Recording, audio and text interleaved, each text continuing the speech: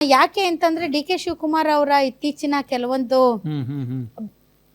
ವಿಧಾನಸೌಧದಲ್ಲಿ ಹೇಳಿದಂತಹ RSS ಗೀತೆ ಆಗಿರ್ಬೋದು ಅಥವಾ ಧರ್ಮಸ್ಥಳದ ವಿಚಾರದಲ್ಲಿ ಅವ್ರ ಸ್ಟ್ಯಾಂಡ್ ಆಗಿರ್ಬೋದು, ತಪ್ಪು ಅಂತ ನಾನು ಹೇಳ್ತಾ ಇಲ್ಲ.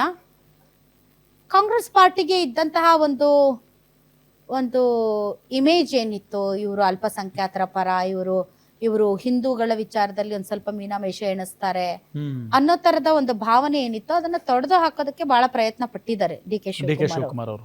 ಹಾಗಾಗಿ ಈಗ ಅಲ್ಪಸಂಖ್ಯಾತರ ವಿಚಾರದಲ್ಲೂ ಕೂಡ ಅಲ್ಪಸಂಖ್ಯಾತರನ್ನ ತೀರಾ ಓಲೈಸಿ ಬಹುಸಂಖ್ಯಾತರ ಮತಗಳಿಂದ ವಿಮುಖರಾಗುವ ನಿಟ್ಟಿನಲ್ಲಿ ನಾನು ಮುಂದಿನ ದಿನಗಳಲ್ಲಿ ನನ್ನ ರಾಜಕೀಯ ನಡೆ ಇರಬಾರ್ದು ಅಂತ ಅವ್ರೇನಾದ್ರೂ ಸ್ಟೇಜ್ ಕ್ರಿಯೇಟ್ ಮಾಡ್ತಾ ಇದಾರ ಗೊತ್ತಿಲ್ಲ.